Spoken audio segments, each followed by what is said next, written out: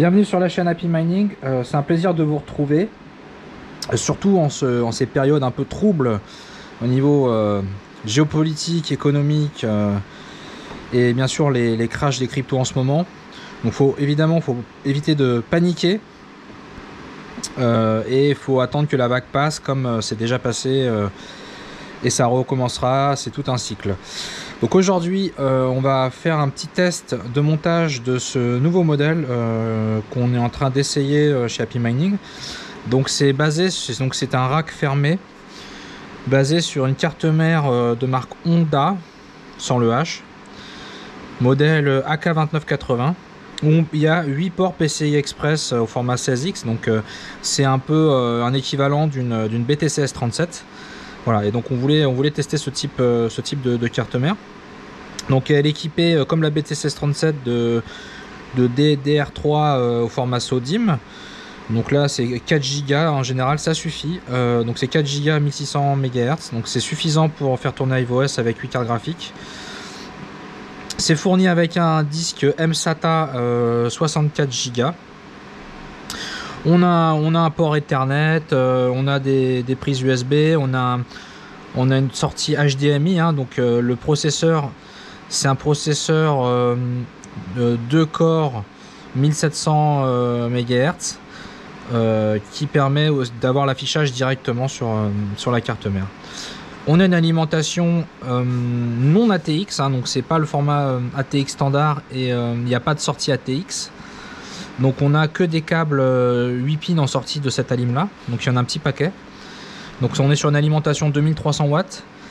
Et on voit sur la carte mère, contrairement à la BTC S37, on a une entrée 24 pins qu'on pourrait utiliser mais qui n'est pas obligatoire. Donc là sur le montage qu'on a là, on a directement tous les 6 pins des ports PCI Express qui sont alimentés. Alors la différence avec la BTC S37, c'est que là on a besoin d'alimenter que 6 ports. Il n'y a que 6 entrées 6 pins, il n'y en a pas 8 comme sur la BTC S37. Voilà. Donc c'est à peu près le même système. Donc on a un boîtier avec 5 ventilateurs qui turbinent très vite. Voilà. Donc on va installer dedans 8 3060 Ti Zotac Twin Edge. Donc c'est des cartes en 8 pins, hein, donc qui vont tourner à... Donc c'est des cartes LHR qui maintenant sont débridées, donc elles vont tourner environ à 60 MHz. Et donc on va pouvoir voir aussi le refroidissement des cartes, hein, dans ce type de boîtier. Et aussi voilà, voir si c'est stable, s'il n'y a pas de problème. Voilà. Donc on va commencer le montage. Je pense que ça va aller assez vite, hein, le montage. Donc il y a tous les câbles, hein, qui sont... donc il y a une pléthore de câbles 8 pins qui sont fournis. Donc on va avoir besoin de 8 sorties. Donc là on en a déjà un paquet, là, on en a déjà 6 de ce côté là. Et on a encore d'autres câbles fournis. Voilà. Donc on devrait s'en sortir, hein, avec tout ça. Donc moi je trouve ce type de rig, donc on a les petites vis qui sont fournies, hein, qui vont nous servir à fixer les cartes graphiques. On a aussi une barre de maintien. On va pas en avoir besoin nécessairement pour le montage aujourd'hui, mais elle est là, donc ça permet de mettre les rigs en position verticale. Donc je prépare les petites vis, voilà. Donc on a des petits câbles. Donc on en a un certain nombre de différentes longueurs, hein, donc c'est un peu stratégique, hein, la longueur qu'on veut utiliser. Alors moi sur le montage je vais essayer donc de n'utiliser, donc je vois que c'est un peu spécial sur cette alim là. Il y a 3 sorties 8 pins. Alors normalement on est sur 2 sorties 8 pins. Chaque 8 pins, pour rappel, peut tirer 150 watts. Donc en général on a plutôt 2 sorties. Et donc au maximum le câble va être fait pour supporter 300 watts maximum. Là on a 3 sorties. Donc je vais éviter, je pense, si je peux, d'utiliser les 3 sorties. Donc si j'en ai assez, je pense qu'il y en aura assez. Ouais, vu le nombre, je pense que je vais utiliser que 2 sorties sur les 3. Par précaution. Après, bah, vous me direz, il y en a qui vont peut-être me dire qu'il n'y a pas besoin de faire ça. Donc on va voir. Alors je vais juste mettre le rig dans l'autre sens. Ou non, je vais mettre ouais, je vais le mettre dans l'autre sens. Ça sera plus pratique pour le montage d'avoir les cartes dans l'autre sens. Donc je le débranche mes petits connecteurs. Voilà, donc je vais le déplacer. Hop, hop.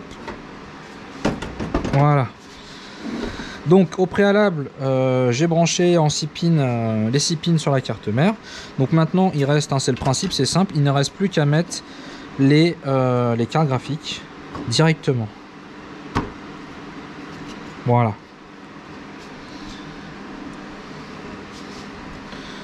Je vais en mettre 2 par 2, on va voir, 3 par 3. Voilà, donc ensuite je vais vous montrer, bah, c'est simple, hein, faut juste les visser, les fixer. Donc faut un petit peu travailler sur le boîtier pour un petit peu aligner les trous, pour pas trop forcer sur le port PCI Express de la carte mère. Voilà, donc là on fait... vous allez voir, ça va aller assez vite, hein. Je pense que j'ai même pas besoin de couper. Bon, je vais peut-être couper la vidéo pour les dernières cartes pour aller plus vite. Mais c'est vraiment hyper simple. Vous voyez, il n'y a plus qu'à brancher les cartes, entre guillemets.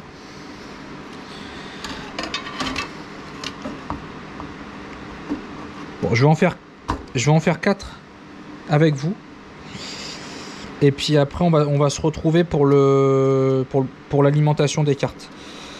Donc là, je vais en fixer encore une 4e. Donc on est sur des 3060 Ti. Hein.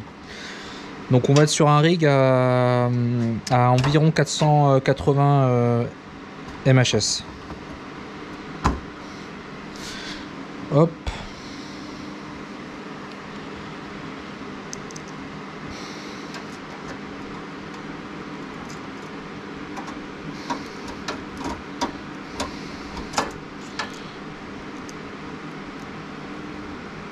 Donc ça va, les trous sont quand même relativement plutôt bien alignés. Voilà, donc là j'en ai branché 4 et je vous reprends juste après quand j'ai fait les 8. Hop. Voilà, donc les 8 cartes RTX 3060 Ti sont branchées. Alors déjà on peut constater, enfin sont branchées, ouais, sont branchées. Et vissées, on peut constater qu'il y a quand même pas mal d'espace. Alors les cartes, c'est vrai, bon, elles sont pas très épaisses, hein, c'est des Zotac. Mais il y a quand même un certain espace intéressant sur cette carte mère. On retrouve un peu l'espace, je crois qu'on est à 6,7 cm, 6,5 cm comme sur les fameuses BTC 37. Voilà, donc ensuite, bon, on va passer au branchement des cartes. Hein. Donc après, bah, chacun va les disposer un peu comme ils veulent. Alors ce que vous pouvez faire, moi j'en aurais pas forcément besoin dans la vidéo, mais on va le faire quand même. Je vais disposer la barre de soutien. Je vais la déplacer et on va l'avancer pour qu'elle maintienne les cartes graphiques. Donc il suffit de dévisser de chaque côté les deux vis pour pouvoir déplacer cette barre. Enfin on va voir, hein, c'est la première fois que j'utilise ce type de boîtier, même si c'est souvent à peu près la même chose.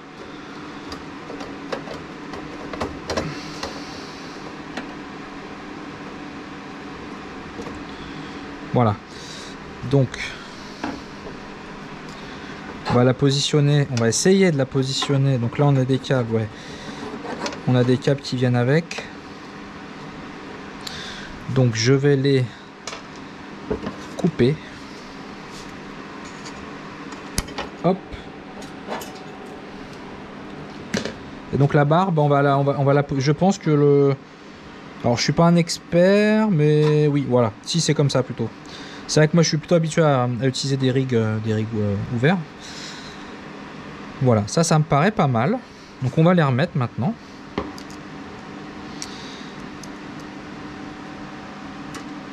Et donc là on va avoir vraiment un rig pour le transporter ou même pour positionner les cartes dans un certain sens. Donc de poser le rig de manière verticale, ça peut des fois être intéressant selon sa configuration. Voilà, donc vous voyez, c'est pas très compliqué, hein. Il n'y a pas besoin d'être sorti de Saint-Cyr pour le faire. Au passage, l'alimentation, elle est plaquée aussi. Voilà.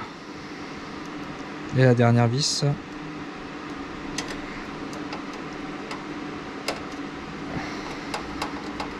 Voilà. Donc là, on est bien. Et donc, on va pouvoir revenir à nos moutons. Donc, on va brancher une première carte.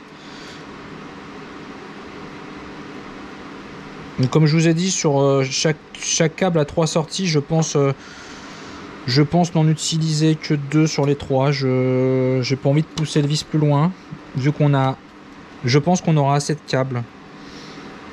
Je pense qu'il y en aura assez, on va voir. Voilà, j'en garde un comme ça.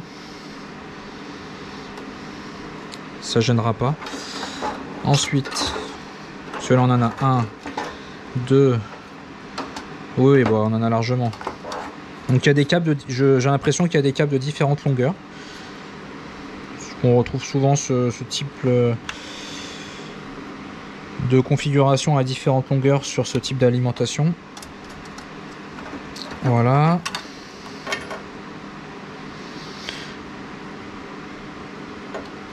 Bon bah là vraiment on va être large au niveau câblage.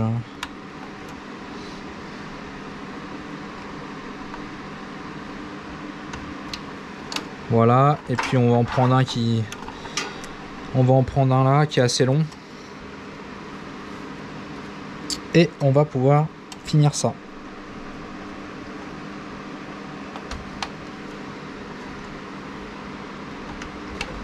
Voilà.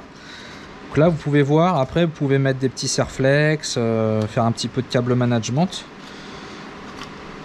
Vous le disposez, voilà, ça vous pouvez les rattacher entre eux. Mettre des petits serflex.